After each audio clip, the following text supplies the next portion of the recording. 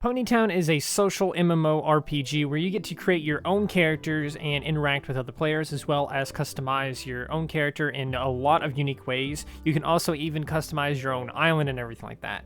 Today, I want to go over a beginner's guide, so to speak, for Ponytown, for people who have never seen it before, or even for people who might want a refresher on things. Maybe they played once long ago and they want to get back into Ponytown or something. This video should help you and will hopefully serve as an absolute beginner's guide to Ponytown.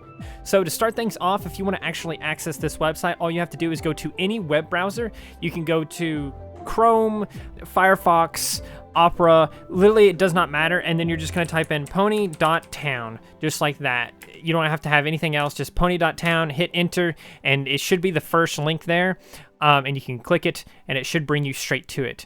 The first thing you're going to see is something similar to this, where you're going to have like a character without a name. It's going to look like this default thing. It's going to ask you to name your character. It may also have you fill in some information to properly sign up. You can sign up using a variety of different things. You can sign up using Google, Twitter, GitHub, whatever this thing is, Patreon, Discord, Twitch, and TikTok. There's many different ways you can sign up or connect social medias to it.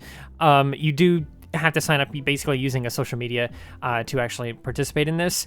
Your social media will not be shared with anyone unless you choose to do that, because you can actually connect it to a character and show it there. You'll also be asked to put in like your birth date and all this other information and stuff like that, just to get you started in the game. Now, there's a couple of other things that you'll see here at the top. This won't always be here, but visit current event is sometimes here on the main menu whenever you join the game or whenever you visit the website. This is an event that Ponytown sometimes hosts. If you click on it, it will bring you to an entirely different link. It's a completely different website. It's still Ponytown. It's still ran and operated by Ponytown. And so it's just as safe as the regular game. However, it is a heavily modified server that people basically get to customize to host different events and stuff like that. If you want to host your own event, you can obviously try to contact Ponytown through their different emails and stuff like that to try to host your own. I wouldn't recommend doing that unless you are planning to do this huge thing. It can be a fun thing. There's all kinds of different stuff on there that you don't get in the base game. There's also a Patreon link. If you click that, there's different ways that you can support Ponytown and you get different rewards for it. For example, support one tier for $3 a month will give you a supporter tag. You get a special chat color. You get extra slots for ponies because your pony slots are limited. You get extra slots for island walls and extra slots for island objects. These are different things that will help you add extra items to your house. Or your island or whatever else like that. To be clear, you don't like lose out on any specific items by not being a Patreon supporter, but there is a limit to how many objects you can place on the island, and these different supporter tiers will actually increase the limit for you. For example, 100 extra slots or 25 extra slots for house objects and stuff like that. Supporter tier does the same as supporter 1, but also extra stuff, including a test mini map, which will eventually be added to every player. So you don't necessarily have to pay $6 a month to get this mini map, because eventually it will come to all players. But currently, the only way to access it as of recording this is to become a supporter tier 2 or greater. I highly recommend you just take a look at this yourself if you do want to support Ponytown, because these are obviously great ways to support Ponytown since the game is absolutely free.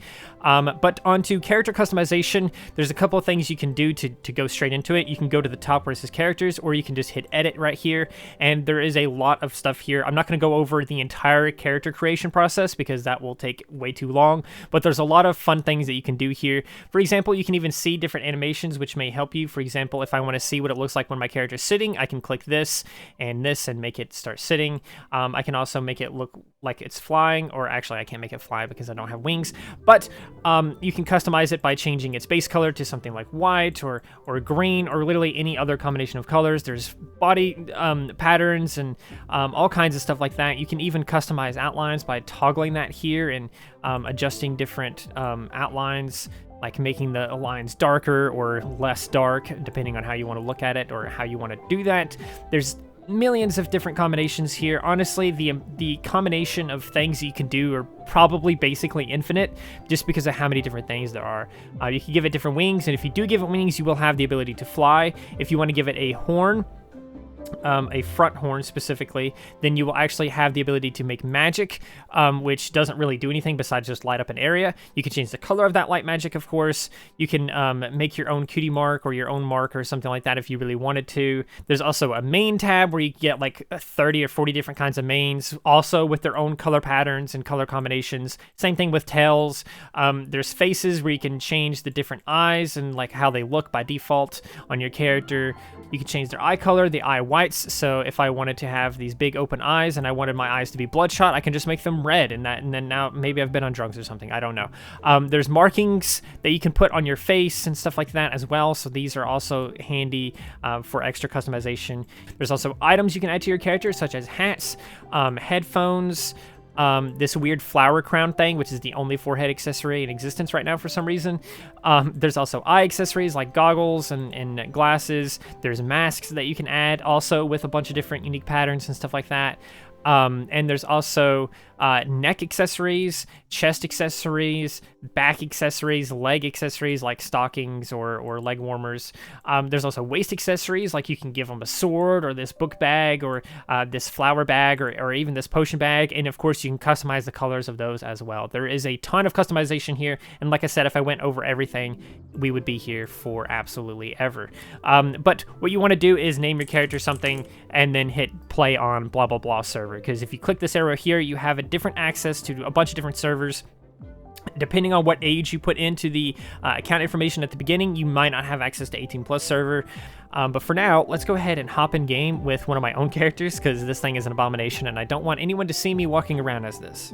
Right, so when you join the game for the first time, the very first time you ever join with any character, you should start in this area right here. This location is known as spawn. The first thing you should probably do when you first join is start going straight down. Start walking straight down until you reach this sign right here, because this sign right here, and there's other signs like this all across the map, this will help you find different locations and stuff like that, because there's all kinds of locations between bakeries, a library, there's a marketplace, there's even a party island and all this other stuff, even some mines and stuff. If you click this, it should just show the location. So spawn is directly above, the mines are to the right, there's a bridge to the right, there's a lake to the right, a market, bakery, library, and main harbor are downwards, and you can follow these lines to get to different locations. For example, it mentions a main harbor. This is the docks. This is where I want to go right now for this next part of the tutorial. So let's follow this sign downward until we reach another sign or until we reach that marker.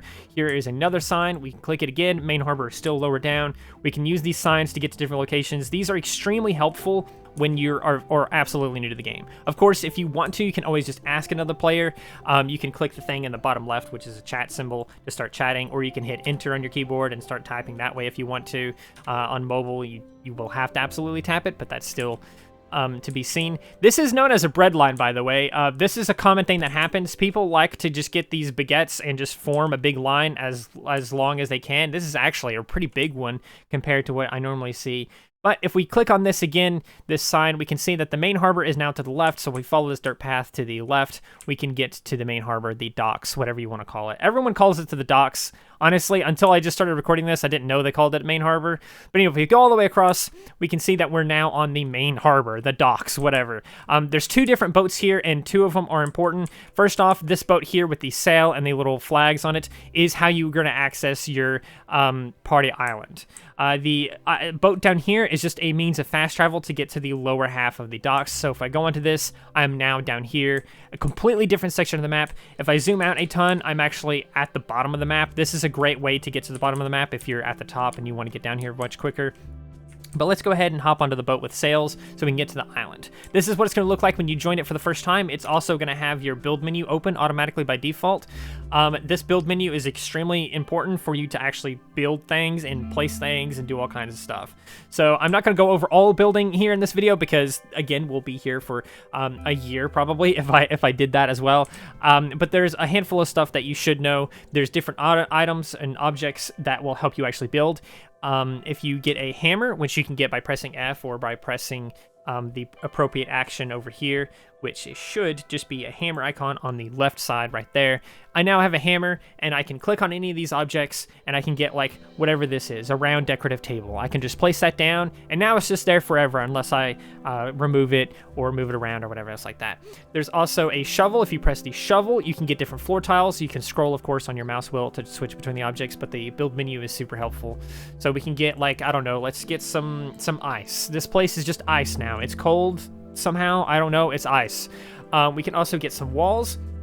The walls are extremely annoying because for the longest time there was like just no one understood how they worked because to remove them you have to do a certain thing, but you can just click and drag or tap and drag the little bubbles on mobile if you're on mobile, and then we can do this. We can even change them to be tall walls by pressing space on our keyboard, but if you want to actually make it tall, you'll have to click the symbol on the top right of each individual thing. So if you want to remove these, you're going to want to get a sledgehammer, which is this icon right here next to the square. If I click that, I can then drag over my walls and delete them that way. There's also a rake, which will allow you to change the season of certain objects. That's right, there's multiple different seasons here in Ponytown. If I want this tree to be more of a snowy tree or something like that, I can click it, and it will go from spring to summer, and then from summer to fall, and then from fall to winter, and so on. So I can change that to be whatever season I want. There's other objects too, like barrels that I can change the season of, so now it's full of snow. It just kind of depends on the object. Not everything has variants. For example, the torches don't have like a fall variant or like a seasonal variant or anything like that. There is also a clone tool, a wand. You can obviously use this to clone objects, so if I just click that tree and then drag it, I can then move that tree across. There's also this X symbol, which gives you a broom, which is how you're going to delete objects. So I decided I don't actually like that stool after all. It was there forever, but now it's outlived its usefulness, and it's gone forever now. Same thing with that tree that I cloned. It's gone forever now. There's also a crowbar tool, which is this weird cross symbol. You can use this to actually move objects. So if I wanted to move objects around and put them wherever I want, I can do that way as well. There's, of course, an undo and redo. So there's the arrows there to undo or redo. You can also press Z and Y on your keyboard to do that as well. A paintbrush as well, which will allow you to change the objects to certain colors. I don't think I actually even have anything on the default island right here that you can change the color of. So let me place some real quick. I can actually change the color of this to a bunch of different things. There's also a wrench tool, which is this weird rotating objects symbol thing here. I can then rotate certain objects. Not everything can be rotated. Some things have more rotations than others, but as you can see, I can rotate this bench like 3 or 4 different ways. I cannot rotate like a tree or a bush, but I can rotate like rugs and other stuff like that. It kind of depends. Now, this last symbol on the build menu is a compact mode. By default, it's like this, and you can see each individual object and their name, and it takes forever to scroll across. I personally like to keep compact mode on because knowing the name of the objects isn't actually super important. There's a search bar here that will help you around as well. And to save it, you are just going to put in a simple command /save map, and then 1, 2, or 3, or whatever map slot you want to put it under. There's also, of course, a gear icon down here that you can then use to manage maps, and you can save your maps that way. The only reason why I bring this up is because there is a house, and this house is actually different from your island. So if you want to save both your house and your island, you need to save your house separate into a completely different slot than your main map. So for example, if I wanted to save this map, I would do like /save house 2 or something like that, and then I would come outside, and then I would do /save map 1 or something, and this way both maps are saved and they're under different slots, and so now when I go to actually load either of them, I can actually do so. You cannot load a house map on the outside of your house, and you cannot load a map in the inside of your house. You have to be inside your house to load your house, and you have to be outside your house to load the outside of your house.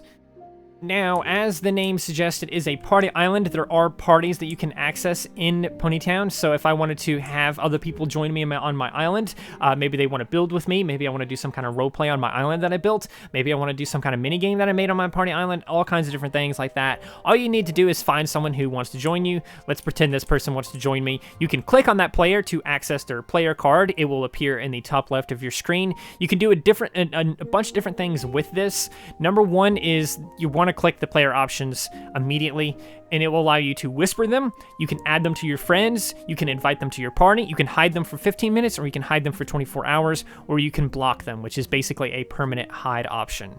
The block option is something you're going to want to do when you want to report a player. We'll get into that in a minute. But for now, if you wanted to invite them to your party, you would hit invite. The player who got the invite would then get a message in the top right asking, hey, this person is trying to invite you to a party. Do you want to join? This person woke up and now they're like super confused is why I'm just standing there. Don't worry about it, man. Don't worry about it. You'll get that notification in the top right. You'll hit accept. You'll hit yes. And then you join their party. So that's what happens if someone invites you to a party. Once they're in your party, you can go to the island. It will be the same island for everyone. It'll be your island since you're party leader. You can also load other maps. Once you do have a party, you can actually click this icon on the top left, and you can lock leader so that if you get disconnected or something like that, you will remain leader. You can lock map editing so they won't be able to access the map editing tools and stuff like that, or you can unlock it so that they can. A lot of this other stuff isn't super important, but you can disband the party to make the party end, or you can hit the leave party option to, of course, leave the party you're in. You can rename the party, which isn't super necessary. It's just a fun thing, I guess. And you can hide the party list, which basically just makes it to where the people in your list is now gone. It's still there. The people are still in your party, but it just kind of hides it for reasons. If you hide offline members, it will only hide the people that are currently not online in your party, which is also super helpful if you have massive parties. So as for reporting players, like I mentioned before, you want to click on the player and then you want to click the block option. Once you click the block option, it will say, oh, how long do you want to block them out? Do you want to block them for 15 minutes, 24 hours, 7 days, permanently? Do you want to just block their chat or hide them fully? All this other different stuff like that. I would personally, if you want to report a player, you're going to want to hide fully and then hide permanent. Then you're going to hit block, and then you're going to leave the game completely. Just completely leave the game. Get out of there. You're going to go to your account settings up here on the top right where it says your account name. You're going to go to account settings, and it will bring up this page with all this other stuff. All this information over here isn't important. What you want to look at is blocked players down here. These are different players that I've blocked. For example, this person has been fully hidden for a year and 9 months, and it expires never. This is a list of everyone you've blocked. So, for example, if that person I just blocked was suddenly kind and they've repented, or maybe I did it by mistake or something like that, I can hit the unblock option, and it will unblock them, and they're good or whatever. But make sure that the person you just blocked is in your blocked players list. What you want to do then to report them is go up here, go to account ID. You can click this button right here to copy the account ID, or you can just drag over that and press Control-C or whatever, copy it however you want to, and then you can go about reporting them. To go about reporting them, you can go to the help page and then contact ponytownhelp@gmail.com. Email them, say, hey, this person was doing this, this, and this. Provide as much evidence as possible for this person that was, breaking the rules or whatever. Maybe they were underage in the 18+ server or whatever. It's like that. If you happen to screenshot the proof that they were saying that or something like that, send that as part of your email. Send whatever evidence you have of your report to that email, as well as your account number that you just copied from your account settings. Make sure your account ID is copied and pasted over there, because what they can do as mods and developers and stuff like that is they can look at the account ID, and then they will have access to this list of blocked players.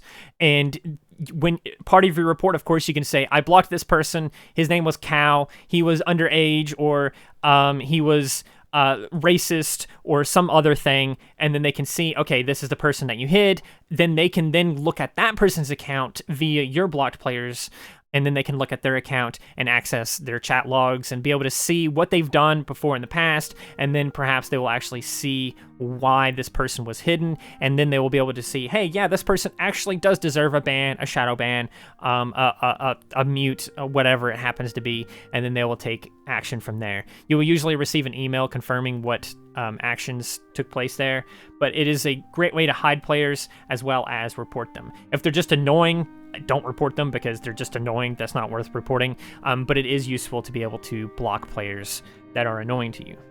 So there are different holiday events that happen throughout the year. For example, during Christmas, you can actually access these random gifts that just spawn all over the map. You can pick them up and open them, and they will give you a random toy out of like 300 something. To equip that toy, you can go to a toy stash, such as this one here, click on it, and you get this menu where you can get all the different toys you've unlocked, and just click them, and you'll get access to them. There's also toys that you can unlock during Halloween and so on and so on. So there's definitely ways to do that. Another way to actually customize, or not necessarily customize, but to equip your toy is to click the thing in the top right and then hit select toy, and that will bring up the same menu. This is a thing that you can do from anywhere on the map, even on your party island or in a cave or something like that. Now, there are collectibles on the map as well. These collectibles don't really do anything. They don't have really any significant value besides inflating a number. For example, we have clovers that are all over the map. This is only available during like spring and summer and things like that. So keep that in mind. During fall and winter, these aren't available. But if you see clover patches like this, there is a chance for a 4-leaf clover to spawn in this patch. There's patches like this all over the map, not just here. There's another set of patches over here in this spot where we stared at that dude.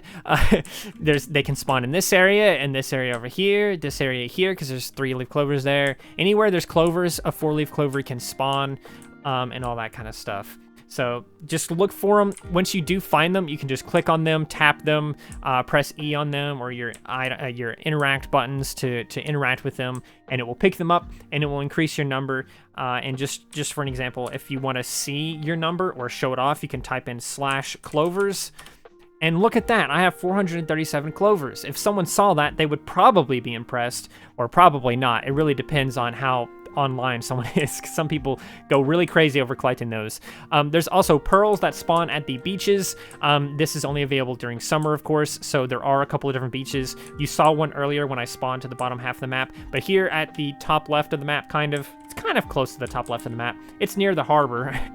It will just randomly spawn on here, and it will open up and you'll see a pearl in the clam, and you can pick it up, and it will increase, of course, another artificial number. And again, if you wanted to take a look at them, you can type in /pearls, and it will show you the list of pearls you've got. The pearls are much, much, much rarer than the clovers or any of the other collectibles because it's only available during summer, and there's only like one on the map at any given time, pretty much. So it's hard to collect them because they're extremely rare, and people usually pick them up as soon as they see them because they know they're extremely rare. So having a high number of these is more braggable, I guess, but again, the number doesn't mean anything. Same thing with like gifts and eggs. During Easter, there's eggs everywhere that you can collect. You will need a basket to collect these, of course, which will also be on the map in different locations and stuff like that. The eggs actually do have a purpose, actually, now that I think about it. If we go back to the island, I can actually show you that purpose. After you collect so many eggs, you actually do unlock an item that you can place on your island. If I go to the holiday tab here, there is, no, not that one.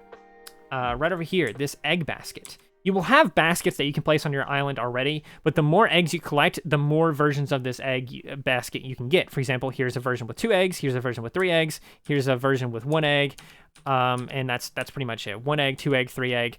The more eggs you get, the more filled this basket becomes, and it's an unlockable item that you can then place on your island, and if you wanted to pick it up, you can, and do whatever else you wanted with it. It's just a basket, though. It's nothing too special. One more thing, too. Another unlockable item in the game, of course, is the Fez plush, the Fez toys. These are a very desirable item. You get the large Fez, the small Fez, and the medium Fez. You also get a large offline, a medium offline, and a small offline. These are only unlockable during, I guess, Christmas or Halloween. What you want to do is you want to collect enough candies or enough toys to eventually unlock this toy, which is just the Fez doll or the offline doll. And once you collect them, it will be unlockable on your island, and then you can place them on your island like this. This is an item that you cannot get unless you unlock it, and the only way to unlock it is to unlock it through a random gift box that you find during Christmas.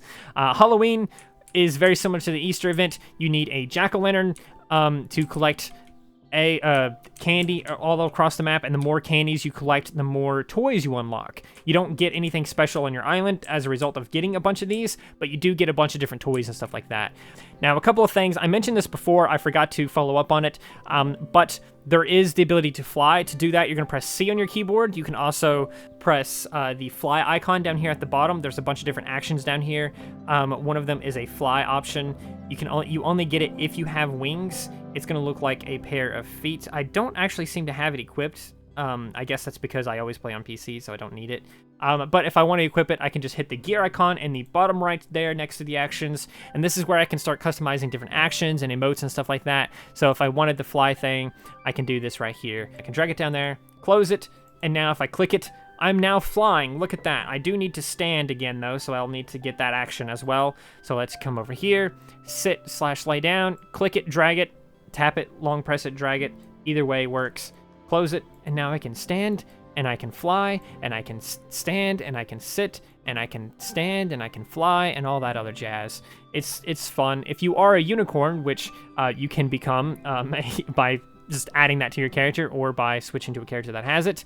If you want to switch characters at any point in the game, you can click this icon up here in the top right, because you can have multiple characters. If you click it, it should bring up a bunch of different characters that you've created in the past and saved. So if I just come through here and find, let's say, Birthmark, I'm now Birthmark. He has a horn, and I can press the horn icon down here, and ooh, look at that. It lights up, and it's actually dark, so I can actually see. Whoa, that's crazy. It's actually lighting up the world. And you can toggle that on and off with your actions down there as well. Now, other actions that could be fun to have is stuff like drop dish or drop item, eat item, turn head. As you can see, they also have a keybind next to them to show you what you can press in response to it. The zoom in, zoom out, these are extremely important to have. They're good for actions, but on your keyboard, you just press O and P to zoom out and in. You can also press the gear in the top right and press the minus and plus next to the zoom thing to zoom out or zoom in as well on mobile or whatever. But back to the actions, I keep getting away from those. There's building actions, regular actions like we've shown, and there's also emotes, expressions that I can customize and do whatever else I want with. There's chat stuff, so if I want an icon that just instantly tells me how many pearls I have, I can just click it, and then it will instantly tell me how many I have. I can do that. There's also options like reset to default actions. You can export these actions, so for whatever reason, if you want to really play around with your actions and you're worried about ruining your perfect setup here, you can export them, and then later, once you want to bring them back, you can import them and have fun there. You can also undo your recent actions that you've drugged down there and stuff like that. But the expressions are really fun because you can do all kinds of things. Like I can make the mouth be different. I can make the eyes be different, or I can be like, oh yeah, let's make it not match eyes. Let's make his right eye be looking like closed or something, and then his other eye be like slightly open, and then I can do something with like the mouth or something. If I click to the mouth, I can be like, oh, now he's... Oh, you can't even really tell that. Maybe now he's screaming. He's screaming and doing all that. Wow, what's happening? What's happening to Birthmark here? He's screaming. Once I have all the stuff I want to make him look like, I can then grab this icon at the bottom of the screen and drag that icon, and now I've made my own custom emote. So now whenever I click this, he does that thing I just did. If I want to remove it, I'll need to reset my expression, which there's an action for that as well. There's also... If you type in /E, it should reset your expression. There is a lot of different stuff here. Of course, there is basic emotes like sleeping and all this other stuff, but if you really want to go crazy with expressions, play around with this settings, and you'll have a lot of fun with the different expressions that you can make. You can also tie them into different numbers. So if I wanted to rearrange this and bring my weird ass emote that I just did and bring it all the way over here to the first one and close. Now if I press 1 on my keyboard, I'll do that weird expression. If I press 2 on my keyboard, I'll do this expression, and 8 is apparently a yawn, and so on and so on. Now, if you have expressions that you no longer want on your hotbar down here at the bottom, you can just grab them and then drag them over into the weird gray box over here. It doesn't really matter where it is in the gray box. Actually, it doesn't even matter where it is on screen pretty much, as long as it's not at the bottom of the screen. Just click it and hold it over there, and then once it starts glowing red, just let go of it, and poof, it's gone forever. I'll never have it again. These expressions are gone forever. I'll have to either remake them or reassign them. Another great thing in this game is a status icon. This is super helpful. For example, this player right here has one above their head right now. They have this weird stop sign looking thing. This is a do not disturb thing. That's what their status is set to. This person doesn't have some kind of status, but all kinds of different people, like these people down here in the bottom right, they have an away status, which is a little moon thing. If you want to set your own status, you can click the weird green bubble up here in the top right. It may not necessarily be green, but it will be a little bubble up here in the top right. You can click it, and then you can set yourself to online. You can set yourself to looking for chat, looking for roleplay, away, busy. You can also highlight people that are looking for chat or looking for roleplay. So if I click this, and then if we walk around enough, we'll see, hey, this person is looking for a chat. I didn't have to hover over them to figure that out. all I have to do is toggle it, and now I know these people are looking for a chat. That's crazy. And this can be a great way to approach someone. So if you're not sure if someone wants to talk or something like that, if they have that icon above their head, they probably want to talk to someone or something or about something. So it can be a great way for that. As well, if you want to roleplay, you can highlight looking for roleplay and be like, hey, I'm looking for people that want to roleplay right now. None of these people do, so I can just keep walking around. This thing is cursed, but we're not looking for that. If we keep going down, hey, look, there's a couple of people down here that want to roleplay. So I can talk to them. Maybe I can see what kind of roleplay they want to do, or maybe I can try to start a roleplay with them or something, and that can be a great way to interact with other players, and it's super helpful. Now, if you want to say that you're busy, you can obviously click the busy status, and now whenever someone hovers over me, they can see that I'm busy, and they will likely leave me alone. Same with away and stuff like that. So let's just go back to online. Now, something else I haven't brought up either is that whenever you leave the game will remember where that specific character is. So, for example, I have Birthmark sitting right here. If I leave the game right now, and let's say I switch to a different character, we can be just Skellebones real quick, and then I play on the 18+ server. Skella is in the middle of the ocean for some reason. Amazing. I don't know why she's in the middle of the ocean, but she's in the middle of the ocean. Oh, it's because I'm on the party island and I reset my island. But that's, as you can see, she's here. That's where Skella is. She's right there. Now, if I leave the game again and then I switch back to Birthmark here at the top and then play as Birthmark, I'm now in this position. This can be used as a weird way to teleport around the map if you really wanted to use it that way, but it's mostly just good to be like, hey, this is where my character was, and now it remembered that, and now I'm here again. So if you do have a usual hangout spot, which I do, I like to hang out in this spot right here, it's good for that because you'll always know where you're going to be at whenever you join the game. Like a couple more things that I do want to cover. For example, there is a way to hide the chat, and it's super easy to do by mistake. This is technically more of an advanced feature, not really a super beginner-friendly thing, but I figured enough people do this by mistake that it should be brought up in this beginner's video. If you press F2 on your keyboard, you will disable all chat messages. This means that if this person right here that is currently drawing starts talking, I will not be able to see it at all. It will not come up on screen for me. It will obviously come up on screen for every other player, but for me, I will not be able to see it. Now, I should be able to still see it over here on the bottom left in this chat log, but if they say it, it will never appear above their head. Now, to fix that, all you have to do, of course, is press F2 on your keyboard again to enable all chat messages. And now, if they start saying something, it will happen. But this can happen by mistake. Maybe you're trying to press, 2 on your keyboard to do this sneeze action or whatever action you might have bound to 2, and maybe you press F2 by mistake. And now, since I've disabled all chat messages, even if I say something like, help me, I'm silent, I can't. You have all chat bubbles disabled in the game settings. Other players will not see your messages. It even X's it out and says, hey, no one saw that. No one saw it because you disabled all your chat messages. So make sure if that happens, you can press F2 on your keyboard again to enable all chat messages. There's also F3, which is very similar, but it will disable all public chat messages. So it's slightly different. But again, F2 and F3 are stuff that can get really annoying if you press them by mistake sometimes. So keep that in mind.